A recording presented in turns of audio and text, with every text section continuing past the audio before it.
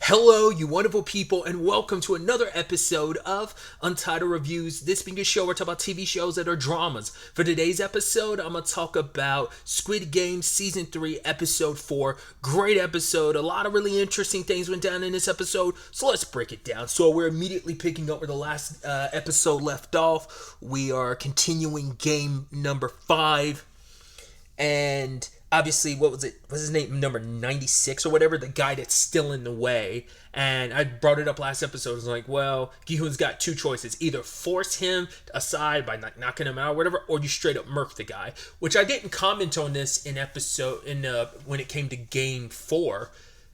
Gi-hoon has only... Daeho's the only person Gi-hoon's going out of his way to kill. There's been unintentional deaths like the...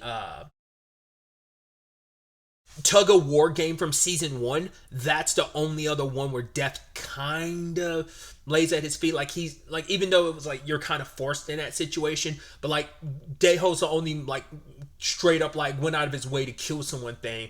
Other people, that's the only one I can really say, because even like the Squid Game at the end of season 1, it was still a situation of like Sunwoo killed himself. So it was something to really think about in the grand scheme of things. And it's relevant now because Gi-hoon's still trying to talk to the guy. He's like, yo, get out of the way or I'll push you, because, hey, you're saying like could be the only two who survive and we can split the money. But the fact of the matter is I could just as easily push you and keep the money for myself. So move. So he's ushering other people. Come on, because people are getting tired, because they're jumping, because it's either you get close to this guy getting to the other side and he pushes you, but they're like waiting. They don't know what to do. Everyone's like tiring themselves out.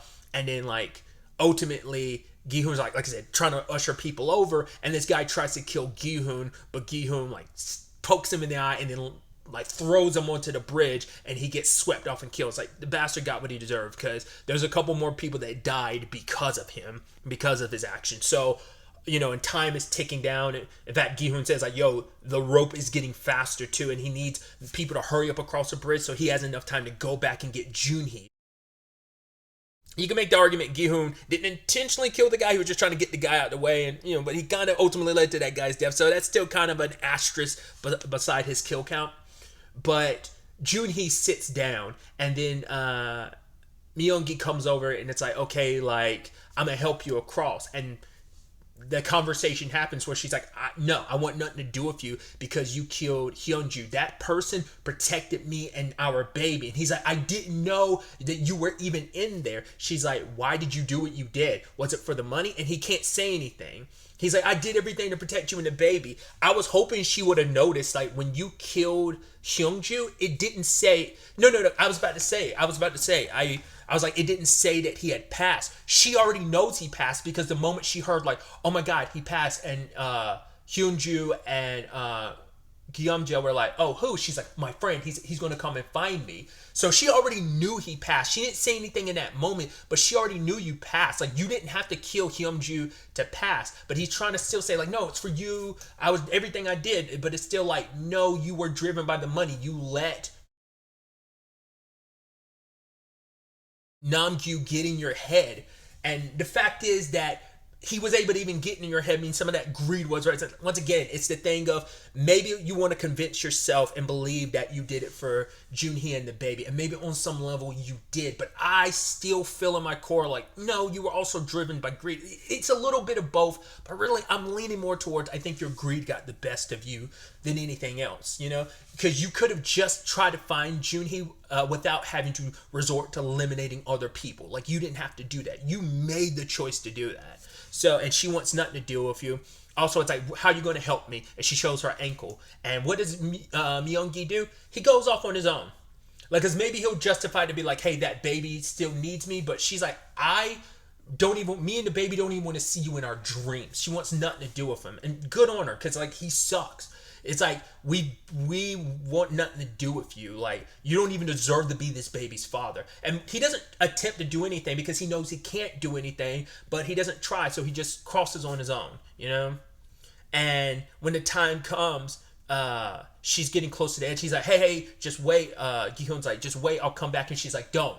It's like, you stay with the baby and take care of my baby. He's like, no, just let. She's like, there's nothing you can do. There's only like a minute left on the clock. My ankle is messed up. There's no saving me, but you can save my baby. And she's like, I'm doing this because as a mother, I'm supposed to do what's best for my child, and this is the best I can do for my child. It's like, I will be a hindrance because I don't want to sacrifice the one person who's going to be looking after my baby, you know? And I think that's what guts Myungi even more. It's like, the mother of your child would rather leave that baby and trust to leave that baby in the hands of this guy than you. She doesn't know this guy, but this guy has helped her multiple times throughout games, and they've been on teams together, so she knows and believes in his intent and know that he's a good guy, even if he doesn't believe it himself. But you, she hates you enough to not even let you like leave her child with you. She would rather trust a stranger over you. That's how sucky and shitty you've been. That's gotta really be like the nail in the coffin for you, when like knowing like there's no chance for you to make things right between you and Junhee. That ship has already sailed, and she kills herself, and now that entire squad is gone. That squad of like, hey, we'll like go to Guillaume's place and stuff like that. Nope, that's all moot because every person associated with that group is now dead, and you're just like, oh, that is so heartbreaking. But, and especially like the last shot of the cold opening is zooming up to her. But I was like, I wonder how they're going to play this, because the name of the episode is 222. And I think when you see that title, you're like, okay, is she going to make it? Is it going to be like, she's going to be the last death? It's like, nope, she is the last death of a cold opening. So you're like, okay, so why is the episode called 222? We quickly find out why. Because they love to switch the games up, even though, once again, it's supposed to be fair, but it's supposed to reflect life, because life is unfair. And it's like, we give you a chance. That's the fairhood. But it's like, oh, just to make things more entertaining and interesting, because the VIPs are divided on what they should do about the baby. It's like, the baby should be eliminated because his mom was eliminated. It's a package deal. But it's like, no, should you eliminate someone because the baby did cross the line? If we had stipulated beforehand the mom and baby were a package deal and needed to cross the line, the mother had to cross the line with the baby, that's one thing. We can't retroactively make it like this now just because the mom is dead. So the baby crossed the line, so we can't punish the baby. So what do? They keep the baby alive. And because of this, it makes it 9 people that are surviving, because now her daughter has taken her mom's spot, and she's 222. You're just like, oh, I was like, how is this what fuckery is this gonna lead to? And now the people are pissed, because now that baby is here, taking away 700 million. That could, I don't know if that's like 700, yeah, because like that baby's getting a portion of the money, because like it was supposed to be like 5.6 bill split 8 ways. Now it's 4.96 being split 9 ways, and people are like, yo, that baby doesn't deserve it, share, doesn't get to come out of nowhere, and you know, blah. Because 2 of the people were just talking about like, hey, we should vote to leave. I'm good with that 5 point, you know, so and it's like, oh, the only person who ain't gonna be happy about it is 100, because he owes like 10 billion in debt. But screw him, we'll vote it. Or I don't know if the plan was like try to hurt him, but it's probably like all we have to do is outvote him. So, but now with this stipulation, they were ready to kill Gi-hoon and that baby. Specifically the baby. You know, it's like, how heartless are you? Like, you were, because they're that greedy over like, I mean, 700 mil is a lot. And that's what I'm like, I don't know if that's like 700 mil. I don't think it's 700 mil individually. They still would have split that 700 mil that would come from like the babies accumulated that 700 mil still by being alive. But like, y'all still would have split that. So like, you're still like, you got 4 point some bill, but it's like, it's never going to be enough, because it's like, I could get more. That's why we got rid of the whole one more game. I mean, you know, that's why we stopped pushing that narrative anymore, because it wasn't about that anymore. It's like, I'm gonna get as much money as possible. Like, plenty of people could have bowed out at any point in time, and it's just like, no. I didn't even think about it too until like it got to it. The only exes that were initially left were Gi-hoon and Myungi. I mean, and I was curious what Minsu was going to do, considering he stayed in the game because he wanted to get his revenge against Namgi. But now that he's gone, it's like, you have no reason to stick around in the game. Plus, he popped that last pill for the game just to give himself some nerves. But because of that, now he's going through withdrawal. Once again, anyone would, especially because he's popped at least two or three, and now it's like, well, oh, in total, and now you've kind of gotten addicted to it. And but like I said, I think it was going to hit Namgi a little harder because he already has a predication of being an addict, so it's going to hit him even harder because he knows that feeling of chasing a dragon, and it's permeated. He has an addictive personality already on top of like being an addict. Mitsu not necessarily, but it was his way to kind of numb himself for the game, and he survived. He made it through, but now he has to suffer because of those consequences. So he's going through withdrawal. So he has extra motivation to want to leave now, which he ultimately votes to leave. But either way, we'll get to that in a second. I didn't even think about it going into the final game, because I doubt it is going to be Squid Game. That's not going to be the final game this time around. It makes me wonder what the final game is going to be. But the really interesting thing is we have 9, in all intents and purposes, people going into the final game, whereas we had 3, but ultimately 2, because Sangwoo killed Sabiak. So.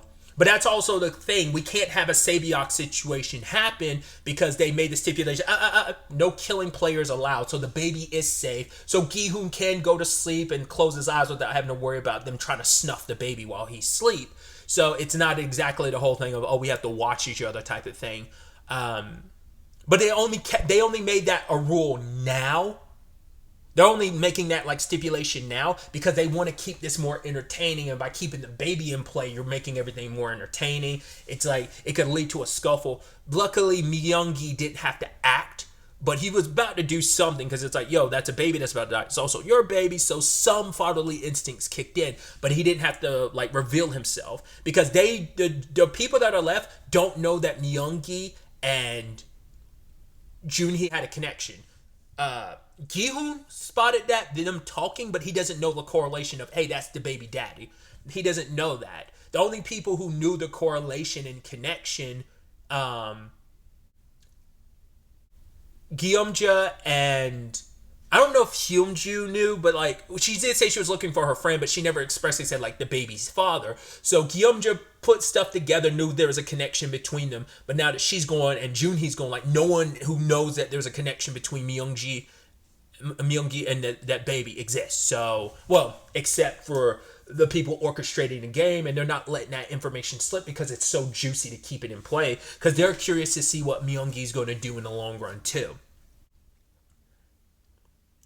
So in traditional fashion, well, as the precedent has been set by season 1, they have a meal. And once again, it's just like 9 people being fed, including the baby. And obviously, it's triggering and brings back terrible memories for, Gi-hoon. Because this was the last meal they all had together before, Sungwoo killed Sabiak and they went into the final game. But it's also like he's got the added pressure of it. It's almost that same feeling of like, well, Sabiak was weakened and Sungwoo took advantage of that. And now we have a situation of, hey, I'm a baby. So it's not the same, but he's in that position of trying to look after someone, He didn't expressly go into the final, like initially was planning on doing that, but he's like, yo, it's you and me against Sangwoo, that sociopath, And there's a lot of interesting parallels set up like between that finale and this. And I should go ahead and finish that. I'll continue around the Sangwoo and the Gi-hoon conversation because the voting process starts. And the conversation between the VIPs and the host was, well, won't people decide to vote to leave? Because they've all got enough money. But, I mean, you saw them fighting just to, like, kill that baby just for that 700 mil to get split between them. So, you know what I mean? It's not out of the realm of possibility, but to nudge them even more in the direction he wants them to. He's like, this is human condition. They could choose not to do this, but they're going to follow the way I want them to because Inho believes like the very negative side of humanity. He's like, I know at their base core, humans are selfish and greedy. So I'm going to nudge them in the direction, the choice that they were already going to make. But I'm like, the choice they want to make, I'm just giving them an excuse to make it. They were already going to make this choice, but they're going to try and pretend like they're good people and not make that choice. But it's like, no, I'm going to show you who you really are. That's the whole point of the game. And so he nudges them in the direction by like, hey, we're giving you a hint. The next game, you have to vote at least 3 people off. And if everyone unanimously votes on those people, you can eliminate them. And so it's like, cool. Their immediate thought is we're going to eliminate Gi-hoon, the baby, and eventually 125 Minsu because he voted to leave. That's, I think, once again, I want to give Myung-gi some credit. He doesn't deserve it, but him deciding to, like, oh, I'm going to stay was the right move because now he's on the inside. They won't see it coming when he ultimately is secretly siding with Gi-hoon and the baby because he is going to, but once again, they don't know the correlation and connection between them. So technically, Gi-hoon doesn't even know he has an inside man into the group. So it ends up being that conversation. I'm curious to see how it all shakes up. I'm assuming it's going to be like a majority rule. Well, I don't know because the point is that you all have to vote for the same three people. But what happens when someone doesn't deviates from that? So how's that situation going? Because also we still don't know what the final game is going to be. We do learn from Inho that it can't be played by just two people. You need more than two people. So yeah, they can eliminate people, but they don't know exactly what the game is itself. So that changes a lot. That's the thing. These people are so blinded by their greed. They're like, who cares what the final game is? As long as we eliminate those three, all six of us can keep our patent, go our separate ways. For one, one of the guys tried to point it out too. He's like, well, it did say we can eliminate more than three. At bare minimum, we need to eliminate three, but we can eliminate as much as possible. It's like, oh no, we'll be in this together. It's like, you can't trust each other. You know, each one of you knows you're all snakes, ready to like turn and bite each other. Like it's a pit of serpents, you know. So it's like, but you know, they're all, when the time comes, they're definitely going to be blinded by their greed. I think maybe that's where Myung-gi's going to come into play, where he can turn them against each other, and maybe, just maybe, this will be him making the self-sacrifice that I was hoping he would make in Game 5, but didn't. You know, maybe he can do something right now. Maybe by giving your life to protect this child, you can do right by Junhee. You can finally make up for all the fuckery, you know? But either way, at the end of the day, the votes go the way of, hey, we're all going to stay in this and participate in the final game. And so eventually, later that night, Gi-hoon gets invited by Inho, and he's like, yo, I'm going to give you a proposition. Sit down and talk to me. The fact of the matter is, here's a knife. You can slip in there, slice every one of their throats, and by doing that, it'll just be you and the baby. These people will kill you and the baby next game. He also suggesting killing, that also includes Minsu, even though Minsu plans on leaving as well. But it's like, he's implying like you need to kill him too, because he said like, right, the final two. So he wants you to kill Minsu, even though Minsu wants to leave. He's going through withdrawal. So I guess that's the argument, like, yo, he might be tempted to like want to hurt you and the baby too if it's for his own benefit. So you can't trust anyone. And so Gi-hoon's like, why would I do that? But it's like, yeah, this is the best choice to make. And that becomes a part of the conversation. He's offering this choice, but you know, at the end of the day, it won't be your choice if you do this. You'll be doing exactly what he wants you to do. He'll be taking your choice away and you'll be going with his option. The choice has to be yours. You have to make the choice. He had that whole conversation with Junhee last episode about, you know, Hyungju and Gyeomja all making their choice, even Junhee making her choice, and she made hers. And it's like, that at the end of the day, Gi-hoon's got to stick to it and do what he wants to do, not do what Inho suggests. And then he takes off the mask and shows his face. And he's like, yeah, like, take it from me. I'm sorry about Junbei. If you want to kill me, go ahead. You have every right to. You'll have your chance because there's no one else in here. But at the end of the day, you're just going to get another replacement. And that replacement's going to continue the game. And you're going to find yourself, regardless, in that situation again of they are going to aim to kill you and the baby. So you can make some argument of Inho is a little biased in this situation because he likes Gi-hoon and just for entertainment purposes, but also, you know, having lost a child and his wife, of course, like, he's going to be a little more sensitive to this situation. So I think the Junhee saga hit a little close to home in some capacity. And so he does, I think on some level, maybe want Gi-hoon to get out of here with the baby. But there's also the element of he is the host. He is the game master. So there's a little bit of like, yeah, but he even says, like, you can trust me. It's like the guy who lied about who he was and manipulated me behind the scenes. Yes, trust the words of that guy. And so Gi-hoon, like, doesn't kill him because this ends up being what I was talking about earlier, where I was like, oh, interesting parallels before the final game. Because when Sungwoo kind of like nodded off, Gi-hoon was going to go over and kill him, but Sae-byeok stopped him because she's like, you aren't him. You're better than him. Like, if you go over and do that, you'll be just like him. Don't be like him. You're a good person. And, you know, that would have been like straight up murder. It wouldn't even been in self-defense. Whereas, you know, even Daeho, there was a little bit of self-defense there, but he was also driven by race. So, like, that's, once again, that makes it a little different, but also it's like, you know, and just straight up killing Inho would just be straight up, you know, cope. But there's something there where I think you can make the argument, you know, him being like, probably, I don't know if her words resonated in that moment, but I think there's a little bit of a parallel where you can think like being in a situation in season 1, he chose not to kill Sangwoo, but that came back to bite him because he immediately murdered Sae-byeok. Maybe she would have submitted to her wounds. Maybe she could have gotten medical assistance in time. Who knows? But it played out the way it did, and there's no one doing that, obviously. And the last line Inho says to him, and it's the last line of the episode, do you still trust and believe in people, the good in people? And I think Gi-hoon does. Yes, people are shitty. People are capable of terrible things, but he's also witnessed time and time again the good of people. Someone like Sae-byeok doing everything that she's done, like, for the sake of her brother. You know, stopping him from killing Samwoo. Samwoo, like, even apologizing at the end and killing himself after everything that he's done. You know,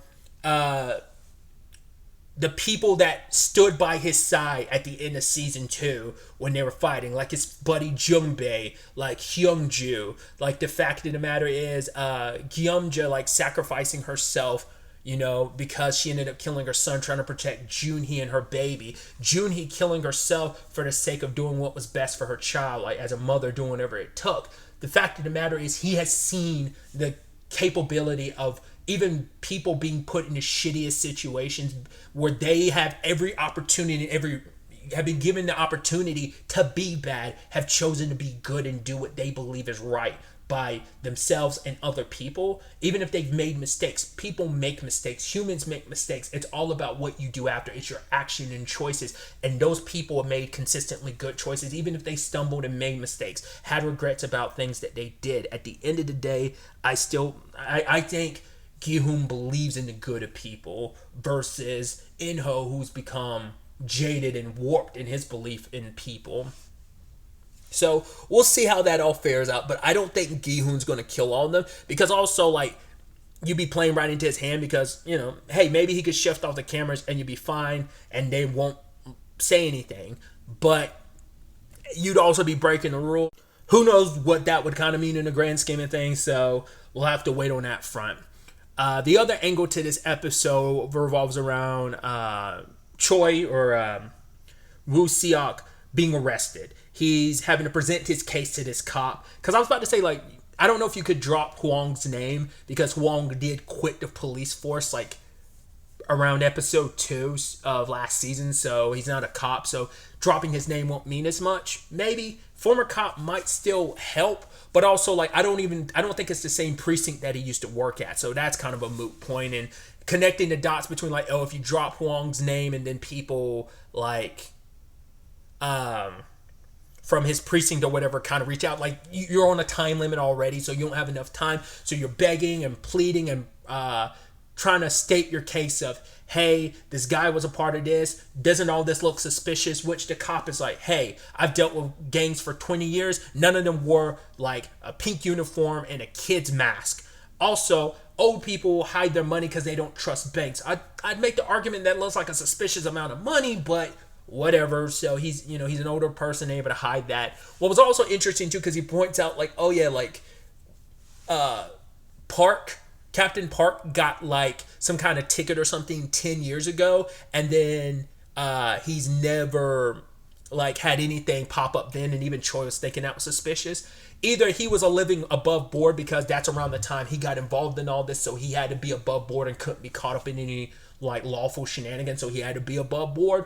My initial thought is, oh, the real person's identity that Captain Park took is dead, and you've just been living this guy's identity. That's why he's been, like, off the grid for 10 years, because the identity exists only for it's only meant to exist on paper because the real guy is dead. And because I don't know if they ever show. I mean, I'm sure. I was about to say, like, even if you pull up like his identification and stuff like that, it'd probably be his picture. So if that were the case, they killed the real Park and this fake replaced him, like all his information and all his photos would be replaced with a Captain Park we know. So it would all be a moot point. But for him to be like, those seemed like the best options. Either that, like, he kept quiet all that time just to, keep from drawing too much attention to himself, or like I said, he's the fake Park and he killed the real Park and took his identity. So, but also sadly, Choi has like all these like infractions. He's got like 9 over extortion, kidnapping, yada yada, so on and so forth. And with now this, like, breaking and entering, killing a guy's dog, it's now up to the double digits. So it's like, this guy's definitely not going to listen to you because you're a criminal. You pulled out a photo of Captain Park and the station guy, and he's like, well, what's this guy's name and his address? It's like, isn't that your job as cops to look it up? And it is, but he's not willing to like take that leap because you're not a credible source. And that's the most frustrating thing, because we know he is a credible source even though he doesn't look like one on paper. I mean, that's the problem that everyone runs into time and time again, of this operation is too big so they can cover their tracks, but also no one's going to believe you. It's so outlandish, like, no one's going to listen to a word you say. So we have that angle to it. Sadly, the other officer contacts Park to be like, yo, this guy broke into your place. We found out how he got caught was like a nearby neighbor noticed it and called it in. I was wondering like, oh, like what went down? It's like, that's how they got busted. So Choi is like, yo, give me my phone. I need to call my lawyer. And it's like, oh, the moment he got a chance, he snatched his phone, went running, and called Hwang and let him know what was happening. So all the while that was happening, now that they found the island, Hwang, it's like, okay, so I had like a 40-minute tank when I swam, and it's like, even with like, like something to kind of boost your speed, I think they said like it's anything within like, I think a 13-mile radius maybe is what it was. So it's still a lot to cover, and they'd have to work with the other boat, but that's still a lot to search for in one day. And the moment Captain Park is like, well, it wouldn't be here, I was like, well, then obviously X marks the spot. It's definitely in that area then, because he's trying to get you as far away from the actual area as possible. So I figured as much immediately the moment he did that. But then Park got called, and it's a little twisted when he was like, oh yeah, a friend of mine called because he was wanted to warn me because he had a bad dream. He's like, oh, what was the dream about? I was like, oh, interesting. What's he going to say? And he was like, his dog died in his dream.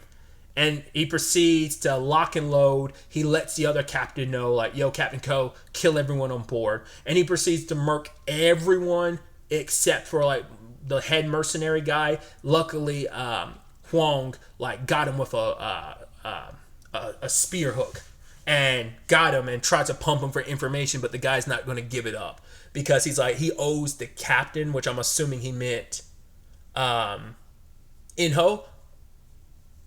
Because I don't think he knew about the correlation and connection between Inho and Hwang. I think Inho, for obvious reasons, is keeping that hush-hush.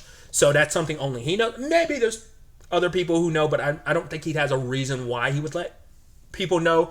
But Hwang now knows his brother's the reason why he's alive. It's like, once again, he shot you in a very specific spot. He's also the one that hooked Captain Park up to help you and make sure that you are kept alive. So on some level, you're like, okay, my brother did what he did to try and save my life. So there is still some form of like, this guy does have a heart. He's not completely dead inside. So that's when I'm like, there is some probably validity to the option he was bringing to Gi-hun, but still. But yeah, Captain Park died without giving any information, and even a mercenary wanted to give up. But then Hwang was like, yeah, my brother's on the island. It's like, yeah, let's avoid the topic of your brother's one of the main orchestrators behind everything. Let's kind of not venture that. But it's like, this might be my last chance to go after my brother. It isn't just about saving Gi-hun and a few people that are alive. Sucky thing is, the few people that are alive are shitty people. So, like, there's not a lot of people to say, because all the decent enough people that were here are all dead now. So, you'd only be saving Gi-hoon. So many lives lost in this thing. The whole point is to stop the games to prevent this from happening ever again. But it's like, can you truly stop them? There's so much money and power behind this. There is no stopping these games ever, no matter how much you try. So, but then it becomes a conversation of, well, are you going to say that there's no point at all to try if it all seems meaningless? But there is meaning in it to try. It's well worth trying, I don't know, man. But yeah, Huang figures like, okay, since we're on our own, the other boat, sadly, the captain killed everybody. So he'll probably try and cut off the other boat, but I don't know if he'll be able to track them down. He knows the general area they were probably at, but they're no longer there. So I don't know if he has a means of tracking them down, because that's the only means of potentially stopping them is that. So, but they have a general area on where to look, but sadly it's just the two of them. I don't know how you're going to operate that on your own, but I mean, it's like, right, you're just going to have to operate the boat. There's not enough time to go back to get more help and find people in that time frame. It's like, no, the clock continues to tick down. We gotta go now. This might be our only one shot, one opportunity. And then finally, the last part of the episode involves Noel, her, and 246 making their escape. But the officers, the commanding officers, like, yeah, we know about his daughter, so we know exactly where you're gonna go. Either you come back, or like his daughter's going to suffer. So she does come back, but she sends him on his way being like, yo, 246, you got to go. The moment you hit land, contact the police, go to your daughter because she's in danger. He's like, wait, you know about my daughter? And she's just like, go. And so she's going back in knowing like, okay, she's probably trying to kill them at the very least, because beyond him, no one else knows what's up, because he's kept it most likely from the front men too, because you don't want to interfere or let anything slip while the VIPs are here. So she knows, like, if I slip back in and kill you and anyone that might be in contact about it, none of the higher ups know. So if I kill you, it ends with you. So maybe that's her thinking. I don't think she's going to make it out of this South. Like, I love it if she did. And then, like, we find out at the end of it, she went back to her old job in the bunny suit and stuff like that. I don't know if that's going to be the case. I hope it is, but hoping is nice and all, doesn't make it a reality. But we'll see how this shapes up and plays out, what she plans on doing, infiltrating the facility, because home dude, the boat that 246 is on is being tracked, so they will follow him. Also, her breaking back in the facility, they will kill her. There's no like, oh, going back in, it's all kosher. You let 246 get away. Even if she brought 246 in, they still would have killed her. So it's all a fucked situation. So 2 episodes left. I'm so curious to see what's going to go down. Like, how much of like the next episode will even be the final game? How much of it will be set up? Or will it be like all the final game concurrent with all this other side stuff happening? I have no idea how this storyline is going to play out. Because like I said, like, we haven't even started the final game yet, and we're on the second to last episode. So it's like, what does that look like? What's the final episode look like? I'm nervous because I have no idea how this is all going to play out. But I'm so excited, but like I said, nervous to see what happens. But really, that's all I wanted to talk about. So the next time we meet, be happy, be safe, live life to the fullest, and enjoy it. Good day and goodbye.